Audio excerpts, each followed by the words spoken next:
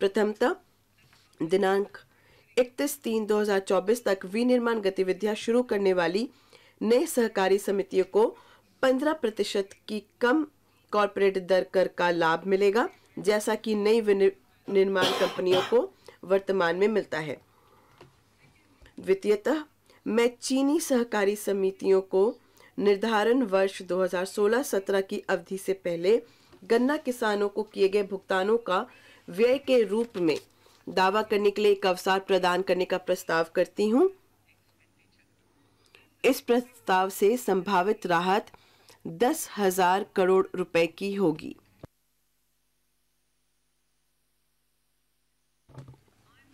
तृतीयतः मैं प्राथमिक कृषि सहकारी समितियों और प्राथमिक सहकारी कृषि एवं ग्रामीण विकास बैंकों को नकद में दिए गए जमा एवं ऋणों हेतु 2 लाख रुपए प्रति सदस्य की उच्चतर सीमा प्रदान करती हूं। इसे दोहराती हूं। तृतीयतः मैं प्राथमिक कृषि सहकारी समितियों और प्राथमिक सहकारी कृषि एवं ग्रामीण विकास बैंकों को नकद में दिए गए जमा एवं ऋणों हेतु 2 लाख रुपए प्रति सदस्य की उच्चतर सीमा प्रदान करती हूं।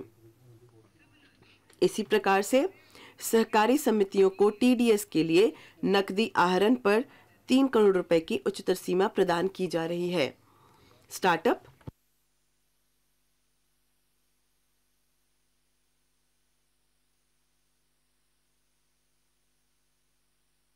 देश के आर्थिक विकास के लिए उद्यमिता बहुत महत्वपूर्ण है। हमने स्टार्टअप के लिए अनेक उपाय किए हैं और उनके परिणाम भी निकले हैं।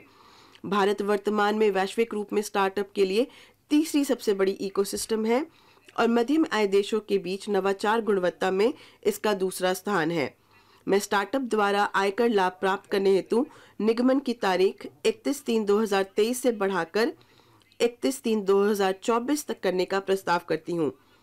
इसके अलावा मैं स्टार्टअप की शेयरधारिता में परिवर्तन कर हानियों के अग्रनयन के लाभ को निगमन के 7 वर्ष से 10 वर्ष तक प्रदान करने का प्रस्ताव करती हूँ।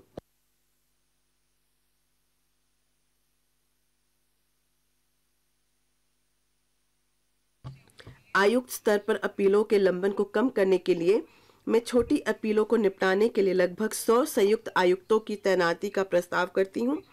हम इस वर्ष पहले से प्राप्त विवरणियों के जांच के लिए चुनने हेतु और अधिक सिलेक्टिव रहेंगे। कर रियायतों को बेहतर लक्षित करना।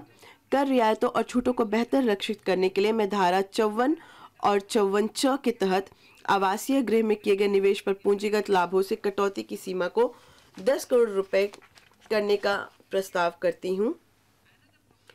इसी उद्देश्य से दूसरा प्रस्ताव अत्यधिक मूल्य वाली बीमा पॉलिसियों की आयकर छूट को सीमित करना है। युक्तिसंगत बनाना।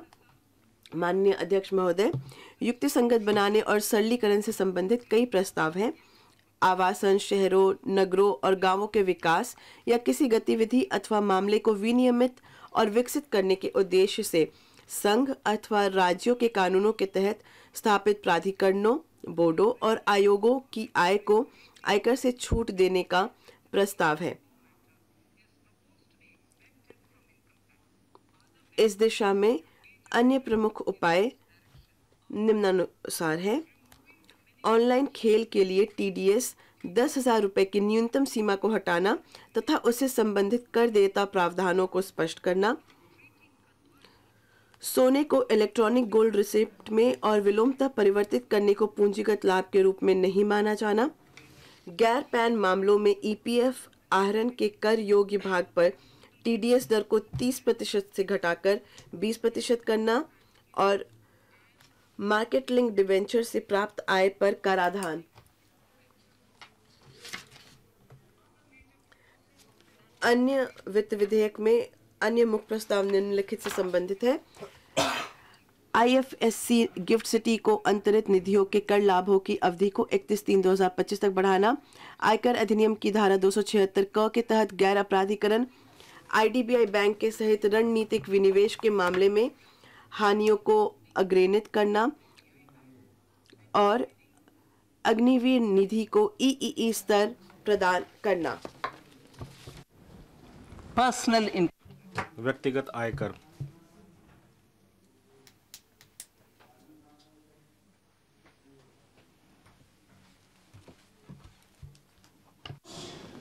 Now I come to what everyone is. मैं अब वह बताना चाहती हूँ जिसका सबको इंतजार है, व्यक्तिगत आयकर। मुझे 5 प्रमुख घोषणाएं करनी है इस बारे में। ये मुख्यतः हमारे परिश्रमी मध्यम आय वर्ग के लिए है, के लाभ के लिए है। जो पहली घोषणा है वो रिबेट से संबंधित है।